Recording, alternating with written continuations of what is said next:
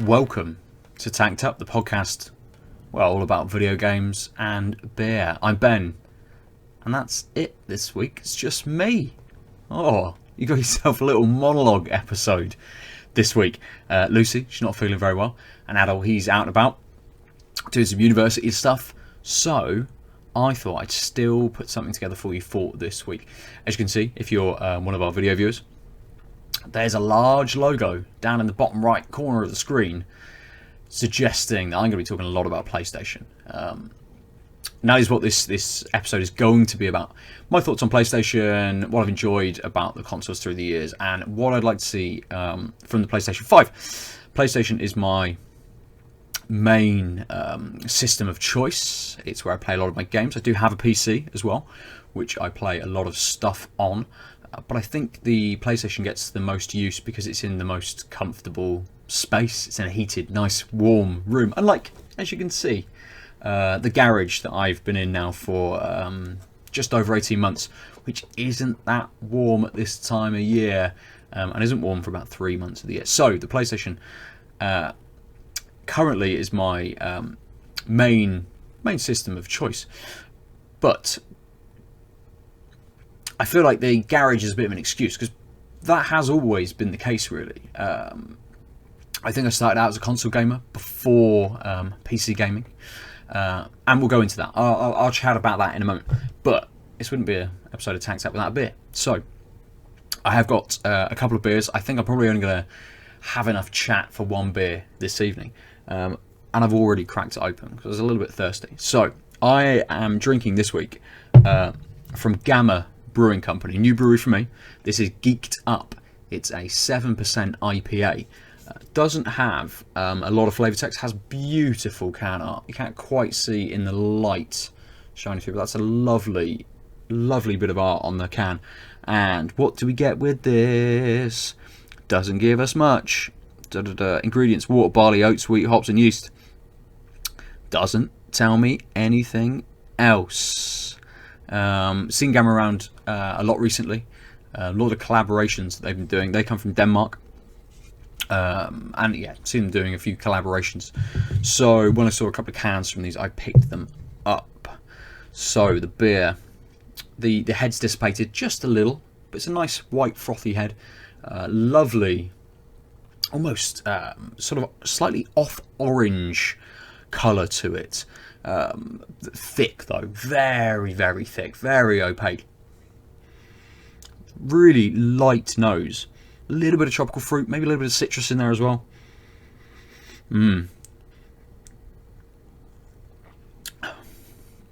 Oh, that's a lovely flavour.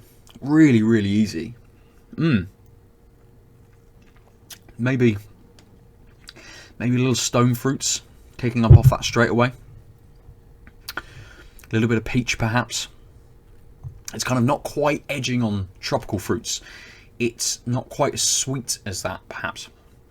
And it does lead into this slightly danker finish. Not super dank, not weedy.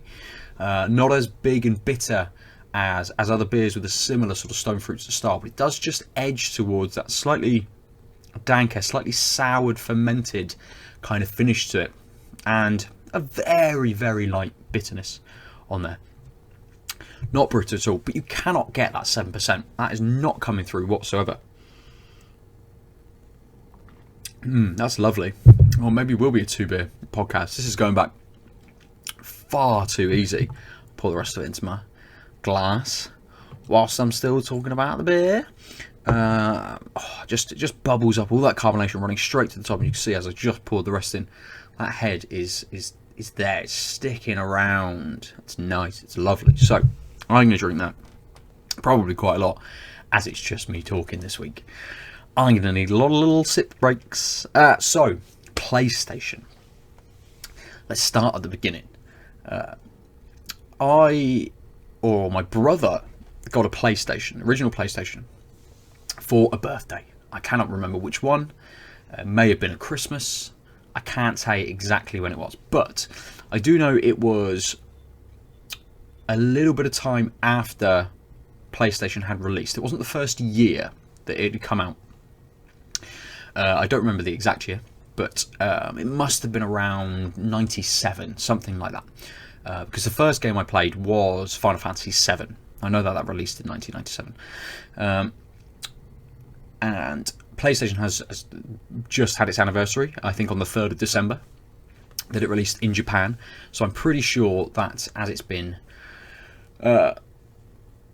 25 years, you could do some quick maths. My brain does not want to work this evening. It can't be 25, it can't have been 1994. Maybe it was 1994. I suppose it must have been. So maybe we got it 2 years later. Maybe it was something like 96 that we got one. Oh, my brother got one. I just played a lot of it. But I had played one before then. Played a friend's original PlayStation. Again, things like Final Fantasy VII, which at that time absolutely blew my mind. And still remains one of my favourite games that I have ever played. Really looking forward to the remake.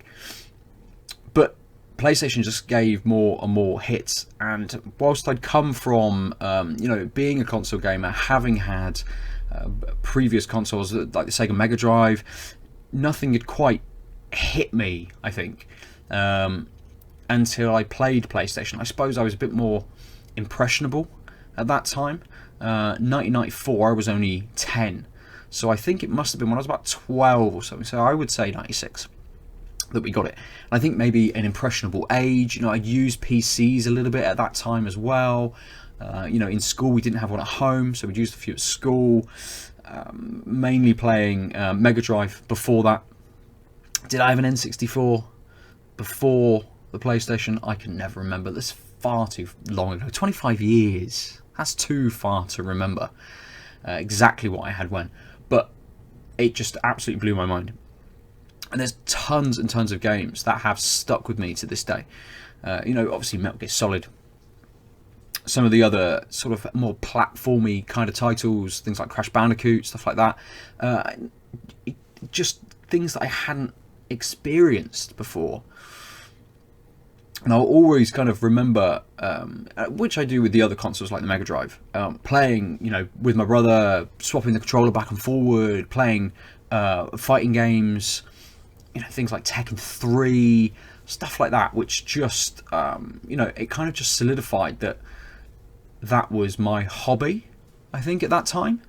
Did a lot of sport when I was a kid, played, consoles a little bit and things with friends, but I was definitely doing a lot of different stuff, and I think the PlayStation really solidified gaming for me as something that I wanted to do a lot of the time. We press and people complain about how much kids stay in these days to play things like Fortnite and stuff, but I remember as a kid we were hanging out playing as much PlayStation then as kids are playing these days. I don't remember the outcry, the sort of the rage that happens now about about when we were younger playing these games. I don't know whether people didn't think they were quite as all-encompassing, as enthralling, as big as maybe games are these days. But I just remember having tons of fun with PlayStation, and we very quickly moved up sort of the ranks, if you will, as games came out. We picked up a PlayStation 2. That was definitely for Christmas. And I just remember not having any games for it. My parents picked it up for me. They could only afford, or for my brother and I as a joint gift for Christmas, they could only afford the console without any games. And I remember going to a rental shop and actually renting some games as the first things that I played. But again, stuff like the GTA series that was on the PlayStation 2, Metal Gear Solid 3, again, is one of my favourite games. It's just so good. Lots and lots of experiences which will just kind of remain with me. And it's crazy again that then the PlayStation 3 came out, and that was what we got on launch. We got a couple of games with that at the time. I think Resistance and Heavenly Sword, and the games that we picked up with that when they came out.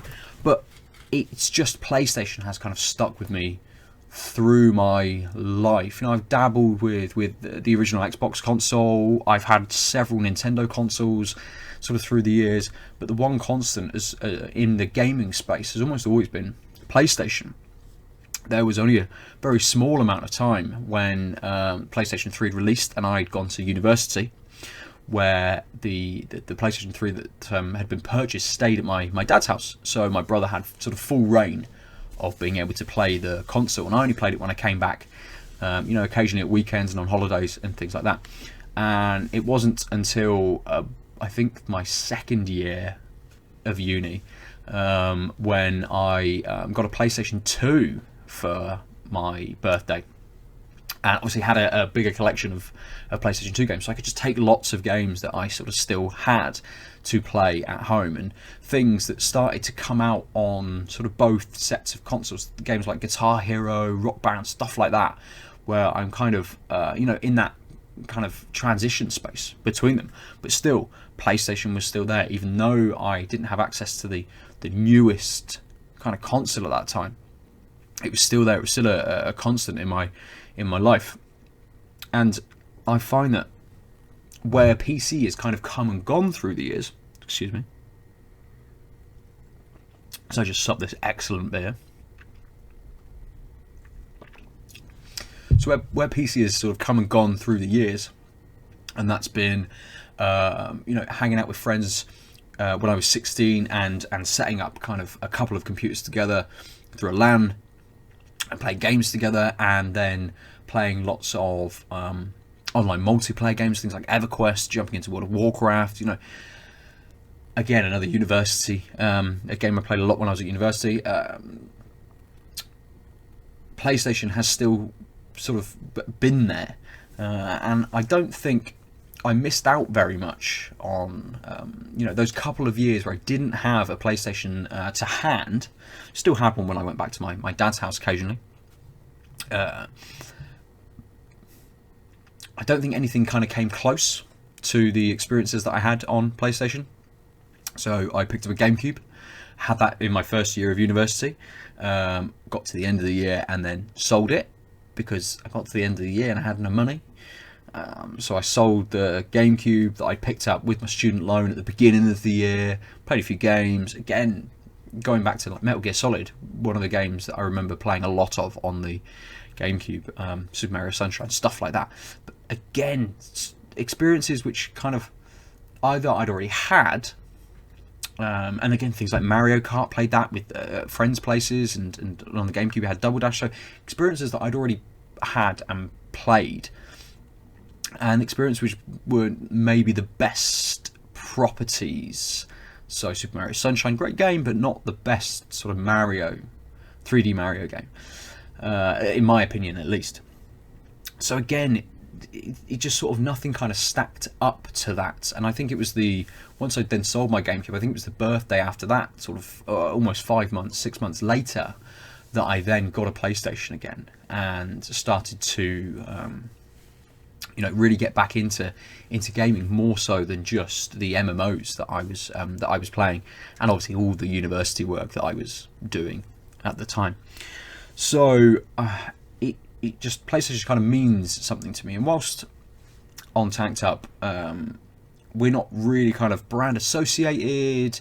We don't really we don't really choose one thing over another in terms of if you're going to get an experience on kind of all consoles, that's brilliant. I don't like the idea of sort of third-party exclusivity. I can understand exclusivity for first parties, but I'm not a big third-party exclusivity kind of guy. Does that make it second party then? I don't remember. I would like some kind of future where everything is on everything. That would be brilliant. Yes, the idea of having big games as system sellers wouldn't exist anymore. We wouldn't have, I suppose, as many PlayStation 4s that had been sold without the absolutely stellar lineup of games that have come out on the PlayStation 4 in the last few years. So it would change the future, it would change the console business a little bit. But now I'm invested in the ecosystem, at least from PlayStation 3 onwards, with sort of like the online persona, trophies, all of those sorts of things. And the library, the big back catalogue that I now have of games. I'm invested in the ecosystem. I'm invested in this brand so much as when the new consoles release, I would reach for a PlayStation 5 over the Xbox, even if they both come out at exactly the same price. But the Xbox was, I don't know, what would get me to buy one. If it was a little bit more powerful in terms of its graphical capability and its processing power, or it released with a slew of 5 or 6 exclusives, which, you know, the press, critics, everyone was saying these are phenomenal experiences. Having those moments that I experienced with you know, through the catalogue of PlayStation games across each of the generations, those different experiences, you know, Final Fantasy VII, GTA San Andreas, or GTA 3 in fact, Metal Gear Solid 3, just all of these fantastic experiences which every time I played them either did something kind of gameplay wise which I'd never experienced before, opened up the world which I'd never experienced before, gave me story, narrative, and delivered it in a way that interacted with me that again I hadn't experienced before. If Xbox could do that, then sure, I may abandon PlayStation and jump across. But I think for the moment I'm pretty set in the PlayStation ecosystem, and knowing that I'm going to reach, I suppose, for a PlayStation 5. So that leads on quite well to what do I want from the PlayStation 5, and the real answer is not a huge amount. I will probably pick up the PlayStation 5 on release, or as close to release as I can.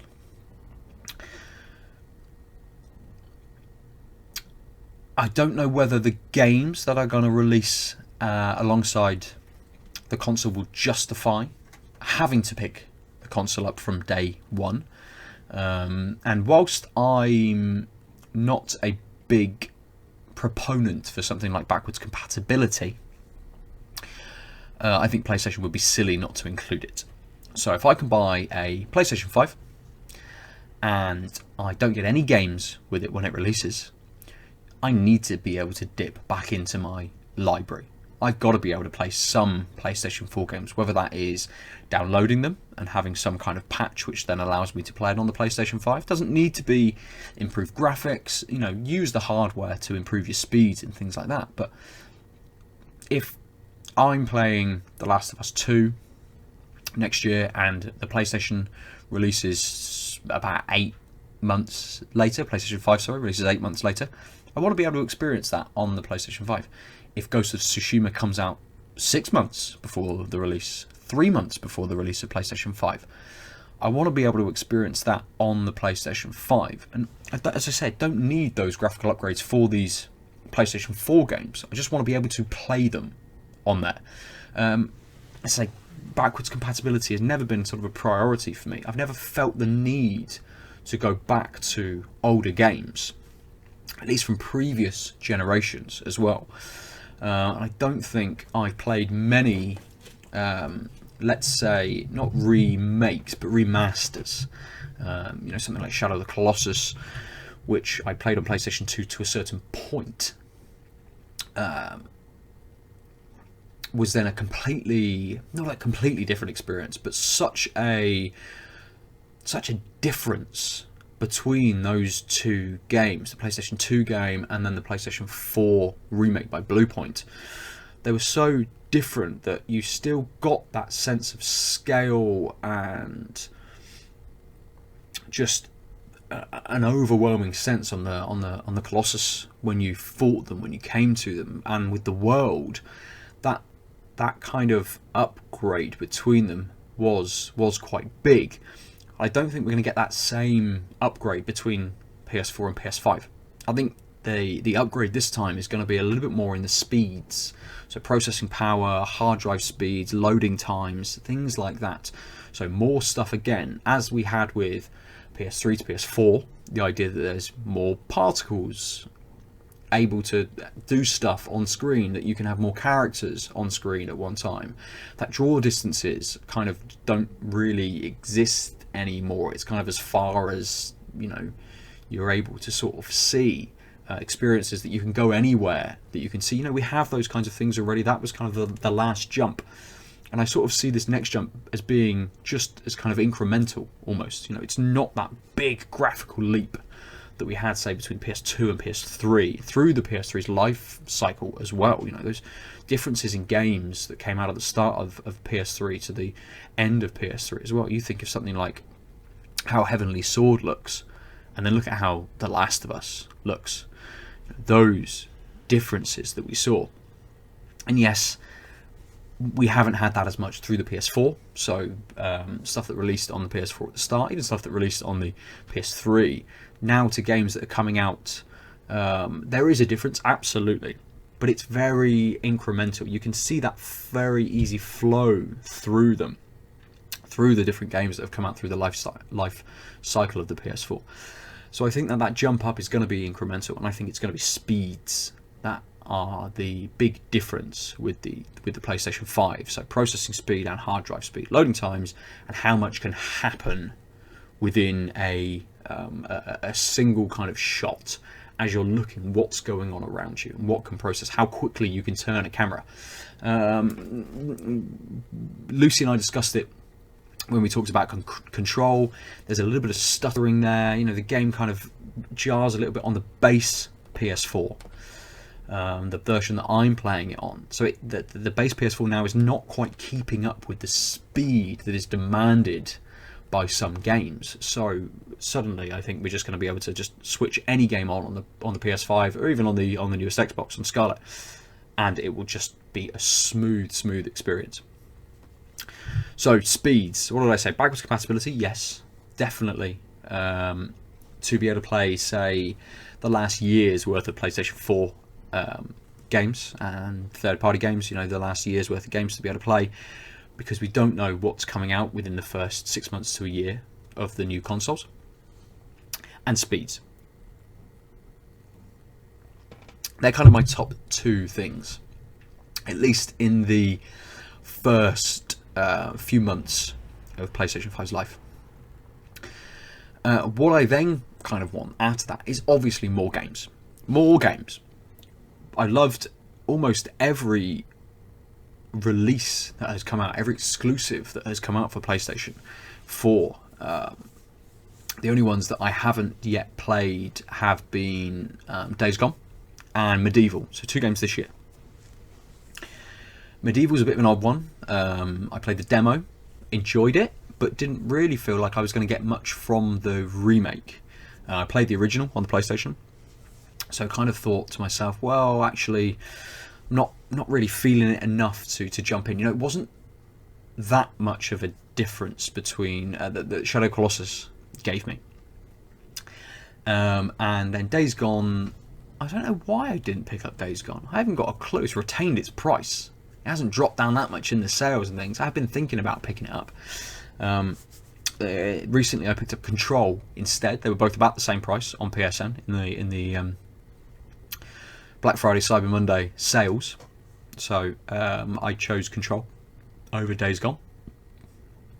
But I would like to experience it. And I may do at some point in the coming year, let's say.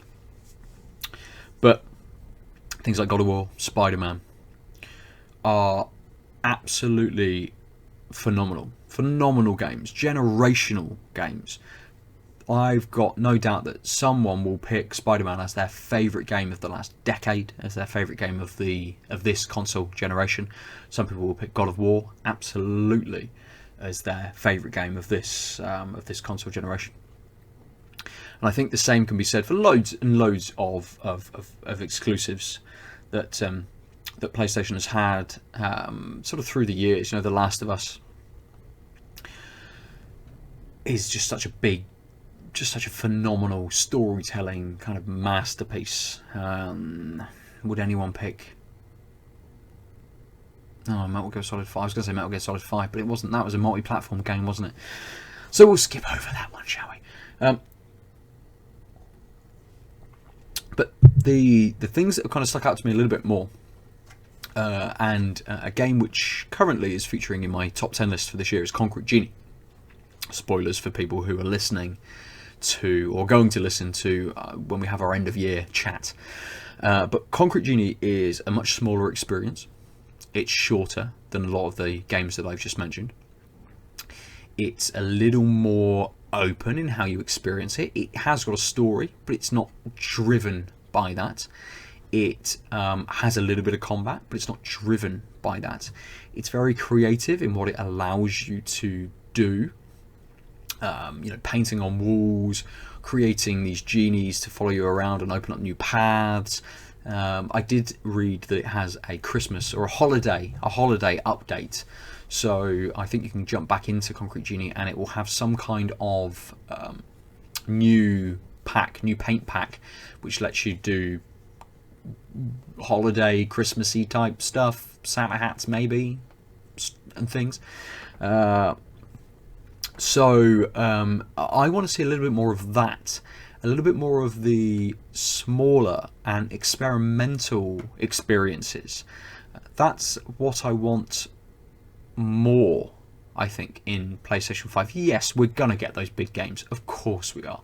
Naughty Dog are putting out The Last of Us 2. They're working on something else as well. Absolutely.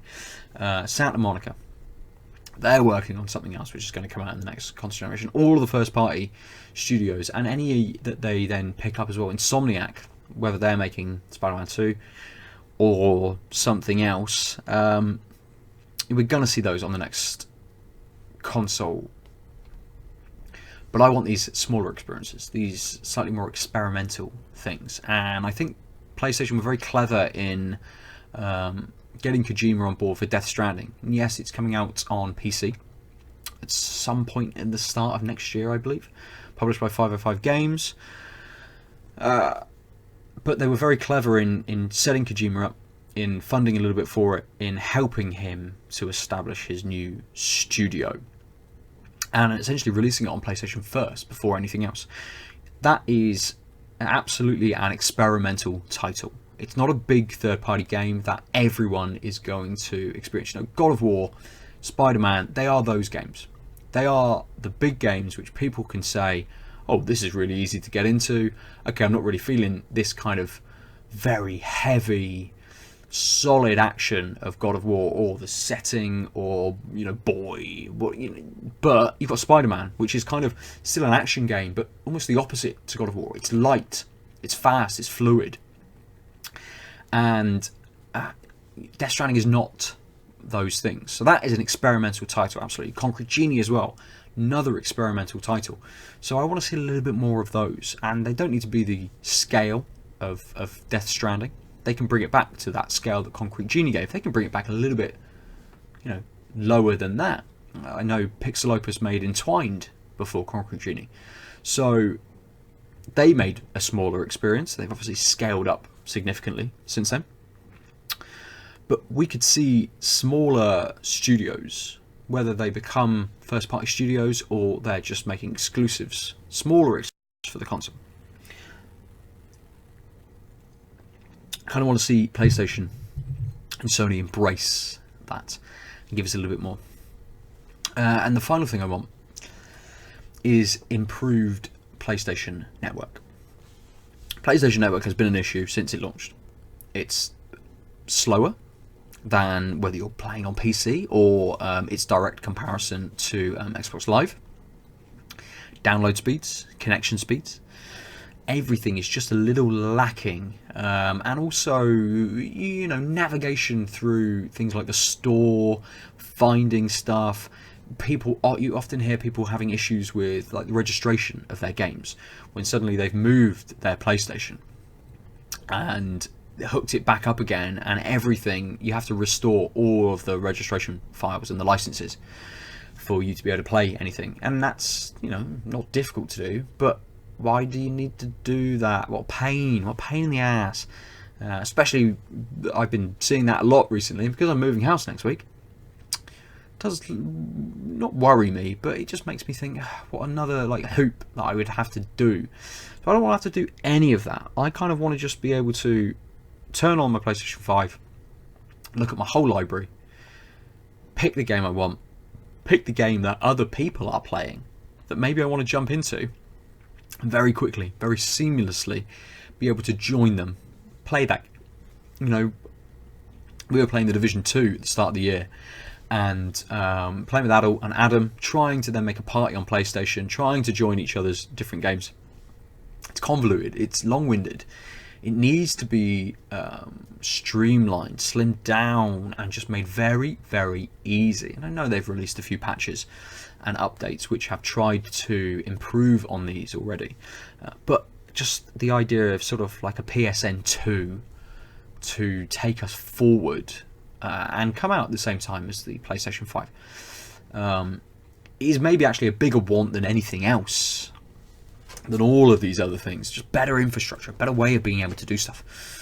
You know, I'm not fussed about having to download something to my console. I don't need to stream things from a server somewhere.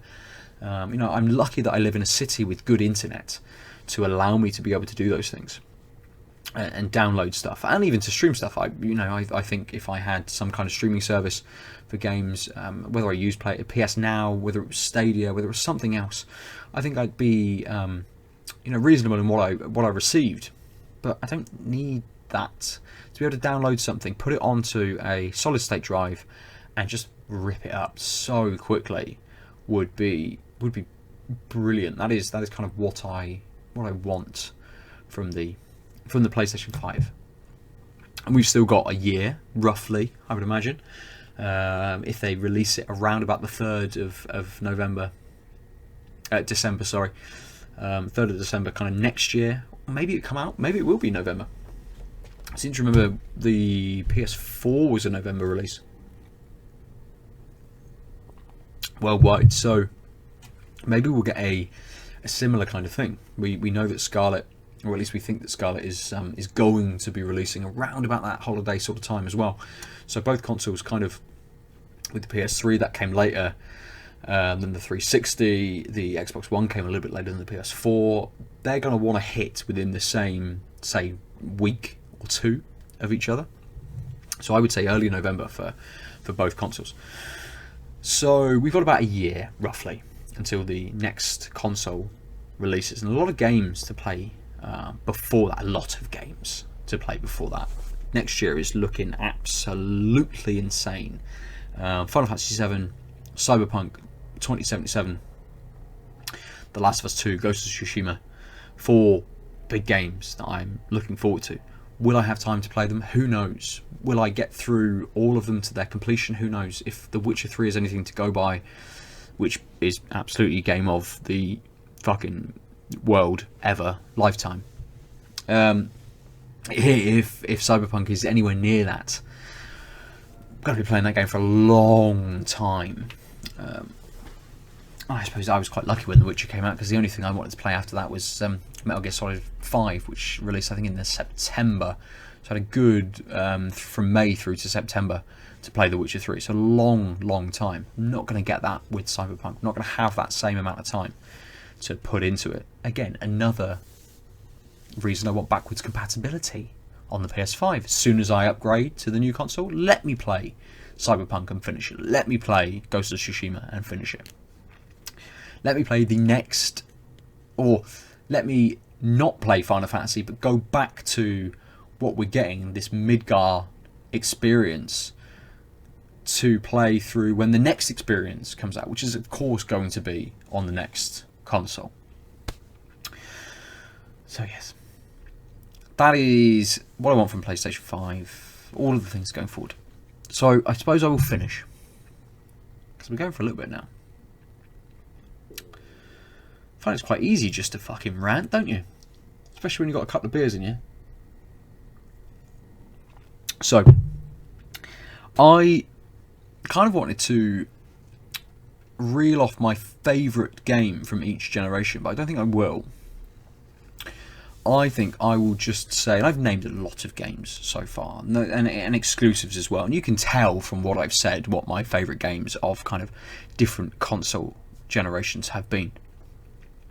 So Final Fantasy VII for the PlayStation 1, I think Metal Gear Solid 3 for the PlayStation 2, PS3 is probably The Last of Us. Well, no, it is The Last of Us. PS4 is a difficult one because we've still got other games to come out. I think so far, I'm not really sure what my favourite first-party exclusive has been. Obviously, I haven't used first-party exclusives for the other generations. So, Final Fantasy VII and Metal Gear Solid 3 not first-party exclusive games. So I don't know for PlayStation 4. That's still to be kind of decided. Whether that's just before the PS5 comes out, we have that conversation with the three of us. We shall see. I think so far, don't know. I mean, God of War is up there, but I don't know. Something about Red Dead Redemption 2 just grabbed me. Loads of people are going to be going, what a knob. What a boring experience Red Dead Redemption 2 was. How much better God of War was. And for some people, absolutely true. Absolutely. God of War was phenomenal. Brilliant game. Something about Red Dead Redemption 2 just grabbed me. And I can see one of those 4 games that are coming out next year pushing that down a little bit. I love The Last of Us. If they capture that again and just improve on it, excellent. Cyberpunk, I love Cyberpunk. I love the setting. I love sci-fi. I love stuff like Altered Carbon, the books. I like the series as well. So Cyberpunk really kind of grabs me. Final Fantasy VII remake. I mean, I'm gonna play that. Of course I am. And Ghost of Tsushima, Samurais. I mean, I'm completely down for that, especially from what they've shown so far. So I don't know what it will be for PlayStation 4. We've still got another year to explore that and to discuss. So I suppose I'll leave it there. This beer, Geeked Up from Gamma Brewing Company, is really good. It's for a 7% beer. I could easily mistake this for something much lighter, but it's still full of flavour. It still absolutely packs it in. There's lots of lovely sediment in the bottom too, and it's still just as tasty, just as big, right at the end of the can as well. That's retained its flavour and retained its punch quite well. Still getting those lovely stone fruit flavours at the start. That slightly fermented, maybe a little sort of piney end to it. That dank end which creeps in. That's still there. And it's just very easy to drink. For those of you that are here for the beer, the other beer I was going to drink was going to be the Basqueland Bulletproof Tiger. But I think I'm going to go inside. I'm going to stop recording now. I'm going to let you all go back to your jobs, your commutes, your drives, your days, your evenings, whatever you're doing right now. I'm going to go inside. I'm going to hang out with the wife. I'm going to drink Bulletproof Tiger. And maybe, if you're lucky, I'll take a photo and stick it up on Instagram. But you might not be that lucky, because I might not remember, because I'm moving house and I'm thinking about 5,000 other things. So, if you want to talk to me on the internet, you can do so in lots of different ways. At Nova_47, almost everywhere. We are at Tanked Up Cast on Twitter and on Instagram. Go and follow us on both of those to see the beers that we drink, pictures of them. If you're not a YouTube viewer and you don't see us pouring these beers and drinking them, and you can see them in all of their glory in our beautiful faces, go to one of those and you will see that. Go to outoflives.net to listen to the other podcasts. Look at other articles that we write. I did just put up an article about several games that I played this year that I thought warranted a little bit more comment. Things that I've talked about, games that I've talked about on the podcast. Sparklight, Dragon, Narcos, What else was it? The Walking Dead, the final season. The Sojourn. There's one more, Greedfall. So I say a little bit more about those games. Sort of my final thoughts, I suppose.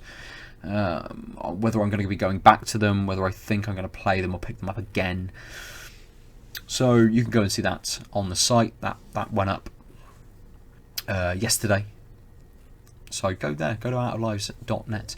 And obviously hit up Juicy Loose 9 and the Omniarch on their social medias.